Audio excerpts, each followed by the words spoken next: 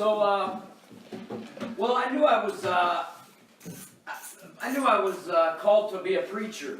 So I was training under my pastor, a really wonderful man of God, and he was teaching me all the etiquette of church preaching and how to be a nice, upstanding young man and read from the Word and teach people and edify saints. And then God said, no, that's not really what I want you for.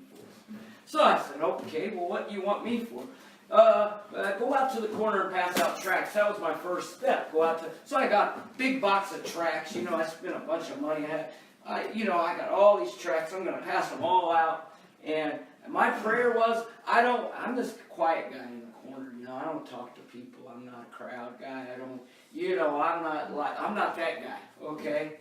So I'd love to say I was like Reuben, just read the Bible and just went out there on fire and preached and did everything. But I'm not that guy. God drug me kicking and screaming, saying, oh, I want you to go pass out tracts. Okay, well, don't let anybody ask me questions, God, because I don't know anything about the Bible. I'm going to ruin somebody's life if they ask me about the Bible. So I was fearful of answering any question, But God never answered that prayer. But day after day, He would send me one person to ask a question, and it would always be that what I read before I left was the answer, and it's just right there. And I learned that this isn't you, Dan. God's not asking you to be you. He's asking you to talk about Him, to let Him move through you. Of course, I'm me. I'm different, as He said, as anybody else, and I'm glad I'm who I am. But the point is, He wasn't looking for my brain. He wasn't looking for my great articulation or anything like this. But I had a testimony. That's what I had. Yeah. I knew that God had obviously pulled me out of this life and brought me into the marvelous light. And, that says so much to people that are looking for that. Amen. And so He would send that person to me day after day after day for nearly a year. Until I'm kind of slow. I caught on. Oh, so this is what God wants me to do. Okay. So I got on my bike, Long story short, I got on my bike. I was going up to Indiana. And I was in Scottsboro, Alabama. And God said, you're going too fast. Slow down. And I said, okay, I'm on a bike. But I don't know I'm going that fast. But, okay, I'll get another cup of coffee. This preacher comes in I met yesterday.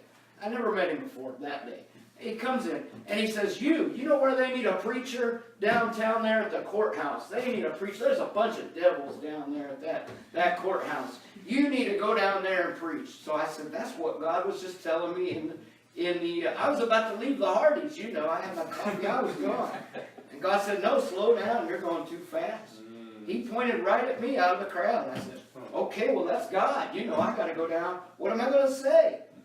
I've been taught you study a sermon, you got your stuff ready, I don't know about street preaching. So I go out there, I go to this little pagoda outside the courthouse. I got out there, I opened the Bible, it's Luke 6, and there's a bunch of red letters that looks like what Jesus preached. So I said, that's good enough as anything.